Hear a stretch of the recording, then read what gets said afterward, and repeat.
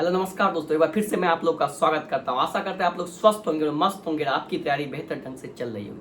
तो देखिए, मेरे वीडियो में जो सबसे ज्यादा कमेंट आया कि सर बिहार दरोगा की तैयारी कैसे करें, तो अगर आज आप इस वीडियो पे क्लिक किए हैं तो खुश हो जाइए, क्योंकि बिहार दरोगा का तैयारी करना सबसे आसान है। और मैंने 1275 जो कि सबसे टफेस्ट था, क्योंकि सबसे कम सीट आया था उसमें 1275 में, और उसके बाद अभी जो चल रहा है 1799, उस दोनों को मैंने क्रैक किया।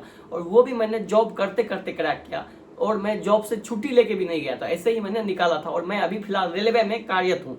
तो देखिए, बिहार दरोगा इसलिए सबसे ज्यादा आसान है, इसकी सबसे मेन वजह है कि इसमें एक ही सब्जेक्ट है, जीके जीएस। मैथ और रीजनिंग थोड़ा बहुत आता है, बहुत कम उसका मेंस में रोल है। प्री में 4 से 5 क्वेश्चन देखने को मिलता है। तो सबसे पहले आप हैप्पी हो जाइए कि आपको एक ही चीज पढ़ना है। तो आप इतना टेंशन लेके क्यों भटकते रहते कि यहाँ पढ़ ले, वहां पढ़ ले, इस टीचर का कोर्स कर ले। देखिए, कोई भी टीचर दावा कर रहा है कि मेरे यहाँ से इतना दरोगा निकल गया, इतना निकल गया। क्या आपने उस टीचर से एक बार भी सुना है कि मैंने जो पढ़ाया उसके बाद उस स्टूडेंट के मेहनत के कारण ही वो दरोगा बन पाया? क्योंकि वो तो लाखों स्टूडेंट को पढ़ाते, तो क्या लाखों का सिलेक्शन करवा देंगे? तो ये आप लोग भ्रम में मत रहिए कि आप अगर उस टीचर के पास पढ़ लेते हैं या किसी भी टीचर के पास पढ़ लेते हैं तो आपका दरोगा में सिलेक्शन हो जाएगा। ऐसा नहीं है। आपको अपने ऊपर प्रॉपर मेहनत करना पड़ेगा, और आप थोड़ा बहुत भी मेहनत करें ना तो दरोगा को आप निकाल लेंगे, क्योंकि उसका सिलेबस फिक्स है। देखिए, सब बोल रहा है कि लेवल का उसका स्टैंडर्ड अप हो गया, ऐसा नहीं है। स्टैंडर्ड अप नहीं हुआ, स्टेटमेंट वाइज ऑप्शन आने लगा है। और उसका क्या है कि बस आपको फैक्ट भी याद होना चाहिए, थोड़ा बहुत कॉन्सेप्ट भी आपको आना चाहिए। और मैं आपको इजीली बताऊंगा कि आप कहां से मात्र 2 से 3 बुक अगर आप पढ़ते हैं और प्रैक्टिस करते हैं तो आप दरोगा में अच्छा स्कोर करके और पहली अटेम्प्ट में ही आप दरोगा बन सकते हैं। देखिए, मैंने पहले अटेम्प्ट 1275 मैंने दिया था, और उसमें भी मेरा प्री और मेंस हो गया था। मैंने फिजिकल में मेरा नहीं हो पाया था, और इस बार भी मेरा प्री और मेंस हो गया 1799 वाला। लेकिन मैं फिजिकल नहीं कर रहा हूँ, हो सकता है मैं फिजिकल देने नहीं जाऊँ। लेकिन मैं एग्जाम निकालने का तरीका आपको बताऊंगा, और सबसे बेस्ट बताऊंगा। आपको मजा नहीं आ जाए तो फिर हमको बताइएगा। देखिए, सबसे पहले आपको सिलेबस को समझना पड़ेगा। अंडर 10 का जितना भी जीके जीएस एनसीईआरटी का आता है, तो उसके लिए अभी भी अगर आपको कोई बोला कि लुसेंट बेस्ट नहीं है, तो ये सबसे बड़ी बेवकूफ़ी है, क्योंकि अभी भी उससे क्वेश्चन आता है, 110% आता है। अब क्या है कि एक ही क्वेश्चन में 3-4 स्टेटमेंट देके आपको 3-4 फैक्ट पूछ लेता है। तो लुसेंट आप पढ़िए, अच्छे से पढ़िए, लेकिन साथ में आपको दो बुक और इंक्लूड करना है, जो कि आपको टॉपर बना सकता है। देखिए, क्या है कि प्री में आपको करंट अफेयर्स भी देखने को मिलता है, तो उसके लिए आप एसपीडी या एडुटेरिया को स्टार्टिंग से फॉलो करते रहिए। अगर आप अग्रिम मीन्स आने वाली वैकेंसी के लिए आप दरोगा का तैयारी कर रहे हैं, उस समय क्या होगा, क्योंकि प्री में करंट अफेयर्स का बहुत ज्यादा रोल है, तो प्री निकालने के लिए आपको करंट अफेयर्स पे फोकस करना पड़ेगा। साथ में लुसेंट का देखिए, आप जितना आप जीके खुद पढ़ेंगे ना, आप सोचेंगे कि आपका कॉन्सेप्ट अपने आप बिल्डअप होते जाएगा। अगर आप ये सोचेंगे कि हम वहां से पढ़ ले, वहां से पढ़ ले, वहां से पढ़ ले, तो आपका कहीं ना कहीं समय भी जाएगा और आपका कॉन्सेप्ट नहीं बिल्डअप होगा। अगर आप बुक याद करेंगे तो ऐसा नहीं है कि आपका कॉन्सेप्ट नहीं बनेगा, आपका कॉन्सेप्ट भी बनते जाएगा। देखिए, अगर आप लुसेंट को फॉलो करते हैं और साथ में घटना चक्र PYQ पूर्वावलोकन पढ़ते हैं, उसको समझने में कोई भी टॉपिक को दिक्कत होता है, जैसे राष्ट्रपति समझने में दिक्कत होता है, उपराष्ट्रपति समझने में दिक्कत होता है, कुछ भी समझने में दिक्कत होता है, आप जाइए यूट्यूब से सर्च कीजिए और एक शॉर्ट नोट्स रखिए, एक अपना शॉर्ट नोट। ये होता है real hard work. Short notes अगर आप रखेंगे तो उसमें आप अपना नोट करते जाइए, जो पॉइंट आप बार बार भूल जा रहे हैं या जो पॉइंट आप समझ नहीं पा रहे हैं, तो इसमें क्या होगा कि आपका बुक भी कंप्लीट होते जाएगा और आपका कॉन्सेप्ट भी क्लियर होते जाएगा। मैंने 2 बार निकाला, मैं किसी टीचर से नहीं पढ़ा, मैं यूट्यूब से ही सर्च करके। आजकल सब कुछ फ्री है। आप सबसे बड़ा जो यूपीएससी का बुक है ना, उस टॉपिक को आप चाहे लक्ष्मीकांत हो, कुछ भी यूट्यूब पे सर्च कर दीजिए, फ्री ऑफ कॉस्ट मिल जाता है। तो क्यों आप अपना पैसा बर्बाद करते हैं जब आपके पास सब कुछ फ्री हो? बस आप अपना मेहनत करना स्टार्ट कीजिए, आप अपना लगन दिखाइए। उससे क्या होगा कि आपको जिस चीज में दिक्कत हो रहा है, कोई भी चीज, physics, chemistry, bio, polity, history, किसी चीज में दिक्कत हो रहा है, सब कुछ आपको free of cost best of teacher से मिलेगा। बस आपको अपना पेन को भी उठाना है। तो जब भी पढ़ाई स्टार्ट कीजिए तो प्रैक्टिस साथ में कीजिए और कॉन्सेप्ट भी सीखते जाइए। कॉन्सेप्ट सीखने के लिए मैंने तरीका बताया कि आप जब लुसेंट और घटना चक्र पूर्वावलोकन को पढ़ेंगे तो उसमें हो सकता है आप देखिए, कॉन्सेप्ट सीखेंगे फिर भी आपको याद करना ही पड़ेगा, फैक्ट आपको याद रहना ही चाहिए। अगर चंपारण सत्याग्रह कब हुआ था तो ये 1917 आपको याद रहेगा। इसमें क्या कॉन्सेप्ट चाहिए, उसको गांधी जी को किसने बुलाया था, तो राजकुमार शुक्ला, आपको याद होना चाहिए। फैक्ट कहाँ कहाँ साइंस में काम देता है, या कोई क्या होता है, जैसे आंदोलन होता है, किसान आंदोलन, उसी में मिलान करने वाला स्टेटमेंट देता है कि इसको इससे मिलाइए, इसको इसको मिलाइए। तो उसमें भी आपको चारों फैक्ट होना चाहिए कि नील विद्रोह कब हुआ था, संथाल विद्रोह कब हुआ था। तो यही डीप करने का अर्थ क्या हो गया कि एक ही क्वेश्चन में 4-5 क्वेश्चन दे रहा है। इससे क्या होगा कि पहले क्या होता था कि अगर आपको एक क्वेश्चन आता था तो आप सॉल्व कर लेते थे, लेकिन अब क्या है कि एक ही क्वेश्चन को बनाने के लिए आपको 3-4 फैक्ट याद होना चाहिए। इसी को बोला जा रहा है सब टफ बना दिया गया। इसलिए आप लूसेंट को मत साइड कीजिए, क्योंकि वो एनसीईआरटी का ही संग्रह है, वो एनसीईआरटी बुक जितना भी है उसको संग्रह करके बनाया गया है, और वो फैक्ट है जो कि आपको याद होना ही चाहिए, चाहे आप कॉन्सेप्ट सीख रहे हो या नहीं सीख रहे हो। वो फैक्ट आपको कॉन्सेप्ट सीखने के बाद भी आपको याद होना ही पड़ेगा, क्योंकि वो फैक्ट से क्वेश्चन आता है। और उसके बाद घटना चक्र जब आप पढ़ेंगे तो उससे क्या रिलेट होते जाएगा, और एग्जाम में कैसे क्वेश्चन आता है वो आप सीखते जाएंगे। तो घटना चक्र पूर्वावलोकन में आपको 4 बुक रखना है, एक पॉलिटी का, एक हिस्ट्री का, एक ज्योग्राफी का, एक साइंस का, बस यही 4 बुक पढ़ना है। साथ में करंट अफेयर्स आप एसपीडी या इरुटेरिया से पढ़ते रहिए, और साथ ही साथ जब आपका सिलेबस लग रहा है कि थोड़ा बहुत भी हो गया है तो प्रैक्टिस में देरी मत कीजिए। चाहे मार्क्स कम आ रहा है उससे मैटर करता ही नहीं। प्रैक्टिस क्या है कि ओवरऑल जो आप पढ़ रहे हैं उसको एक जगह आप कलेक्ट करके आप ये देखेंगे कि आपका कितना मीन्स कहाँ और दिक्कत हो रहा है। क्या होता है कि अगर सिर्फ आप पढ़ते रहेंगे तो आपको लग रहा होगा कि मेरा याद होते जा रहा है, लेकिन जब आप मॉक टेस्ट लगाएंगे तो आप ये देखेंगे कि आपका पढ़ा हुआ चीज भी गलत हो रहा है, और वही चीज आपको एग्जाम में इंप्रूवमेंट मीन्स तैयारी का एक सबसे बड़ा हथियार अगर बोलते हैं ना। जब आप पढ़ा हुआ चीज गलत करेंगे और फिर उसको देखेंगे कि मैंने ये पढ़ा था, तो वहीं पे वो चीज रिलेट हो जाता है और वो चीज आपको हमेशा के लिए याद हो जाता है। इसके लिए आप ऑफलाइन में प्लेटफॉर्म का या एडुटेरिया का या किसी भी खान सर का जिसका भी है उसका लगाइए। मैं ऑनलाइन लगाता था, आप लोग स्क्रीन पे भी देख रहे होंगे, मैं टेक्स्ट बुक का लगाता था, जिसमें बिहार दरोगा टेस्ट आप सर्च करेंगे तो उसमें बहुत सारा टेस्ट है, सेक्शनल टेस्ट है, फुल टेस्ट है, स्पीड टेस्ट है। तो आप ये देखिए, मैं फुल टेस्ट जो लगाता था उसमें मेरा स्कोर 131, 138, 151 ऐसे आप लोग देख रहे होंगे स्क्रीन पे, तो ऐसे जाता था। इसमें क्या होता था कि मेरे पास मीन्स मैं ड्यूटी करता था तो मेरे पास समय भी कम था, और ड्यूटी के दौरान भी मैं इसमें सेट लगा देता। दरोगा का सेट लगाना तो सबसे आसान है, बस उसको आप एनालिसिस अच्छे से कीजिए। उसमें क्या है कि बहुत समय रहता है, और ऑनलाइन सेट अगर लगा लेंगे तो बस जीके जीएस का क्वेश्चन रहता है, बहुत जल्दी हो जाता था, आधा घंटा में निपट जाता था, और उसको एनालिसिस करने में फिर समय लगता था। देखिए आपको मैं मेन चीज बता रहा हूँ, आप सिलेबस जो मैंने बताया कि लूसेंट घटना चक्र पढ़िए, थोड़ा सा एनसीईआरटी 9-10 का साइंस के लिए आप पढ़ लीजिए, आपको मेंस तक दिक्कत नहीं होगा, आप टॉपर की श्रेणी में आ जाएंगे, इसकी मैं गारंटी देता हूँ।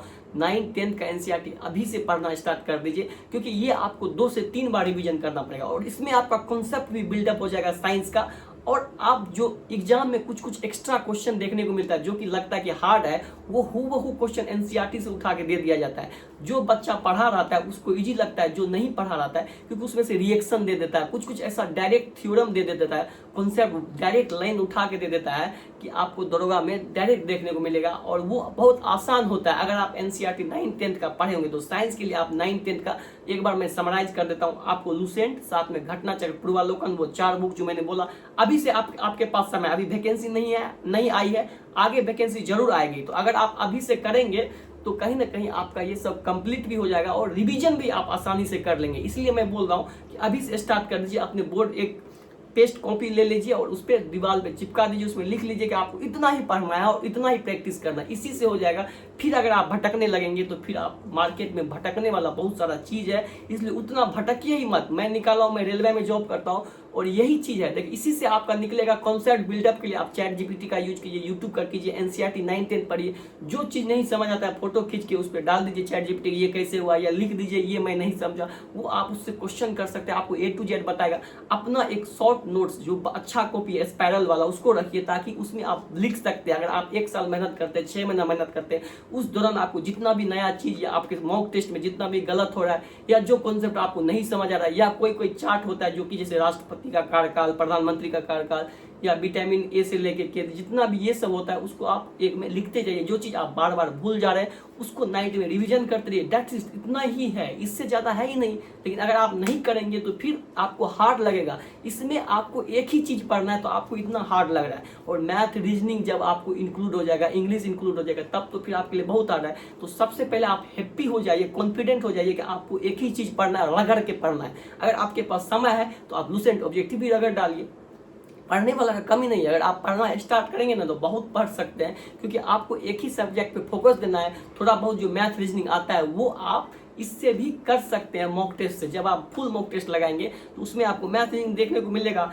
नहीं तो आप 10 से 20 सेट रेलवे का लगा लीजिए, एनटीपीसी वाला, ग्रुप डी वाला, मैथ के लिए आपका सारा चैप्टर कंप्लीट हो जाएगा। तो इसलिए उतना नहीं है। अगर आप ऑनलाइन करते तो वही टेक्स्ट बुक पे जो मैंने बताया आप उसमें भी सर्च करके science full mock test, science test for railway, तो रेलवे का भी अगर आप साइंस का ग्रुप डी का टेस्ट लगाएंगे तो वो एनसीईआरटी बेस्ड है और एनसीईआरटी बेस्ड बिहार दरोगा में भी आता है, तो वो आपको फायदा करेगा। उस पर 508 सेट या 515 सेट अवेलेबल है टेक्स्ट बुक पे, तो आप कहीं पे सोते समय उसमें भी 20 से 25 क्वेश्चन का एक सेट रहता है, तो उसको भी आप लगा लीजिए। देखिए प्रैक्टिस ज़्यादा से ज़्यादा होना चाहिए और उस प्रैक्टिस के दौरान जो क्वेश्चन आपका गलत हो रहा है उसको आप अपने शॉर्ट नोट जो मैंने बोला जो कि लंबे समय तक चले कॉपी, उसमें नोट करते जाइए। उससे क्या होगा, जब आप 2 से 3 महीना पढ़ लेंगे और प्रैक्टिस कर लेंगे तो ओवरऑल आपका सारा जीके कवर हो जाएगा और जो क्वेश्चन आपका गलत होता है वो आपके शॉर्ट नोट्स में आ जाएगा। और यही चीज़ आपको पढ़ के एग्जाम देने चले जाना है, आपका एग्जाम कहीं नहीं जाने वाला। लोग को लगता है कि ये पढ़े वो पढ़े, बायोलॉजी है, पॉलिटी है, हिस्ट्री है, केमिस्ट्री है, उतना है ही नहीं है।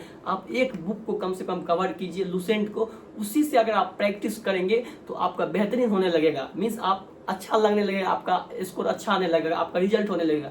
लेकिन अगर आप लुसेंट के साथ घटना चक्र और एनसीईआरटी 9, 10 साइंस ऐड कर देते हैं तो कहीं ना कहीं आप टॉपर की श्रेणी में आ जाएंगे और इसकी मैं गारंटी देता हूँ आप अच्छा स्कोर करेंगे। ये नहीं कि आप सिर्फ प्री और मेंस क्वालिफाई करेंगे।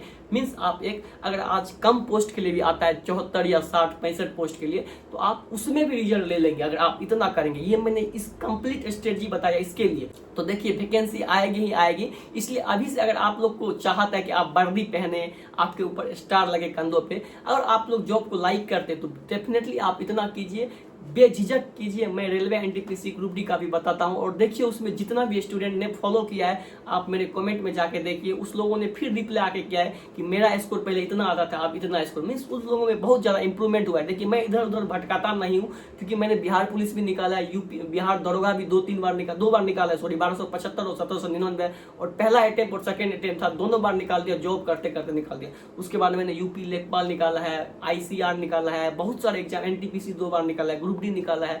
तो ऐसा बहुत सारा एग्जाम है। मैं उसी एक्सपीरियंस के आधार पे बताता हूँ कि मेरा सबसे, अगर एक चीज आप पूछेंगे कि आपने क्या किया इतना एग्जाम निकालने के लिए, तो मेरा सबसे एक चीज मेन था कि प्रैक्टिस मैंने बहुत किया और उस प्रैक्टिस को एनालिसिस अच्छे से किया। एनालिसिस का मतलब जो मेरा गलत होता था, चाहे मैथ हो, रीजनिंग हो या जीके जीएस हो, उसको मैं अपने शॉर्ट नोट्स में लिखता था। उससे कुछ एक्स्ट्रा पॉइंट, अगर कुछ क्वेश्चन गलत हो गया तो उसको तो लिखता ही लिखता था, और खोज के यूट्यूब से, क्रोम से और चैट जीपीटी से खोज के उसमें एक्स्ट्रा पॉइंट भी डालता था, उससे रिलेटेड जीके जीएस और डाल देता था और उसको रिवाइज करते रहता था। और जब ये मैंने कंटिन्यू 3 से 4 महीना किया तो ऐसा लगने लगा कि अब जो मैं मॉक टेस्ट लगा रहा हूँ उसमें 90% क्वेश्चन या तो मुझे आता है और या जो नहीं आता है वो मेरे शॉर्ट नोट्स से हमको मिल जाता था। लेकिन शॉर्ट नोट्स को रिवाइज करना बहुत जरूरी है। तो बस इतना ही कीजिए, भटकिए मत। इतना अगर टेंशन लेंगे तो फिर नहीं होगा।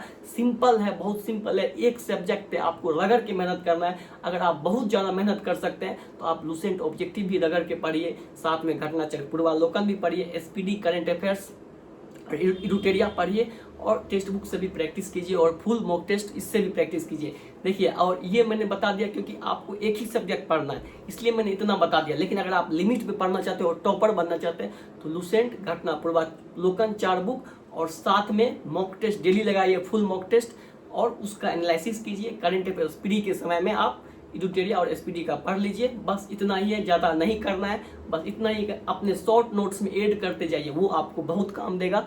और ज़्यादा मत भटकिए। जो भी चीज़ आपको नहीं आता है, कोई भी जीके में कन्फ्यूजन है, यूट्यूब पे सर्च कीजिए और उसको समझ लीजिए और फिर उसके बाद बुक को पढ़ लीजिए। आपको फैक्ट भी याद हो जाएगा और आप कॉन्सेप्ट भी सीख जाएंगे।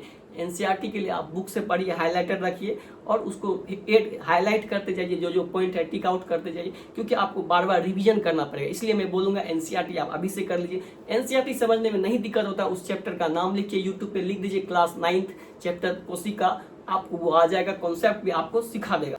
तो यही है, बस इतना ही कीजिए। ऐसे नहीं कॉन्सेप्ट से आप जो बोल रहे हैं कि लेवल अप हो गया है, आप कॉन्सेप्ट पूछने लगा, तो आप कॉन्सेप्ट नहीं सीखना चाहते इसलिए ना, नहीं तो कॉन्सेप्ट सिखाने वाला का तो कमी नहीं है, वो भी फ्री ऑफ कॉस्ट में। लेकिन पेन कलम तो आप ही उठाएंगे। आपको लगता है मैं किसी का कोर्स ज्वाइन कर लूंगा वो मुझे डायरेक्ट दरोगा बना देगा, ऐसा नहीं है।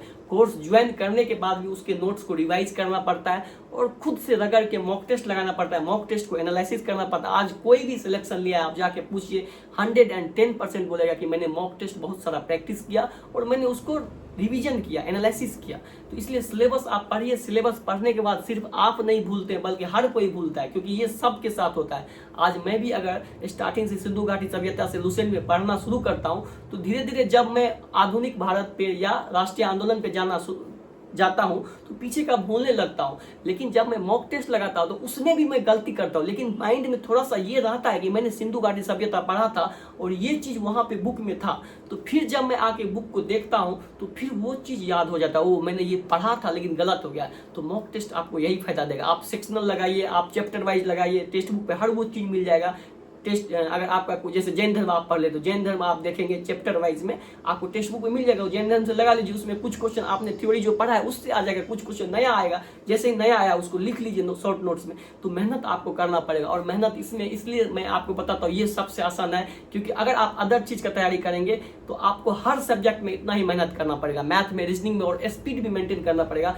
लेकिन बिहार दरोगा में ना स्पीड की टेंशन है और सिलेबस भी एक ही चीज है। हिंदी इंग्लिश फ्री में आता है, उतना हिंदी आपका मातृभाषा है, आप इजीली कर लेंगे। इंग्लिश थोड़ा बहुत आता है तो उतना आप आता होगा, नहीं तो आप लुसेंट एक इंग्लिश बुक आता है, उसके पीछे में एंटोनिम, सिनोनिम और वन वर्ड आता है, थोड़ा थोड़ा देख लीजिएगा, बहुत इजी आता है, आप अच्छा इजीली कर लेंगे। तो हिंदी इंग्लिश सब के लिए उतना बिल्कुल भी मत सोचिए, सीधा आप अपना फोकस जीके जीएस पे रखिए। थोड़ा बहुत मैथ रीजनिंग को जरूर याद बनाइए ताकि आपको मेंस में दिक्कत नहीं हो। उसके लिए आप रेलवे का प्रीवियस ईयर मैथ रीजनिंग बना सकते हैं, थोड़ा बहुत आप बनाते रहेंगे तो आपको मेंस में कोई भी दिक्कत नहीं होगा। एडवांस मैथ का कुछ फार्मूला याद कर लीजिएगा, शंकु बेलन, क्योंकि मेंस में डायरेक्ट इससे क्वेश्चन देखने को मिलता है। तो बस यही है, ज्यादा मत भटकिए। कोई भी दिक्कत होता है तो आप कमेंट कीजिए, मैं हर संभव प्रयास तक आपका रिप्लाई करने का प्रयास करूंगा। धन्यवाद।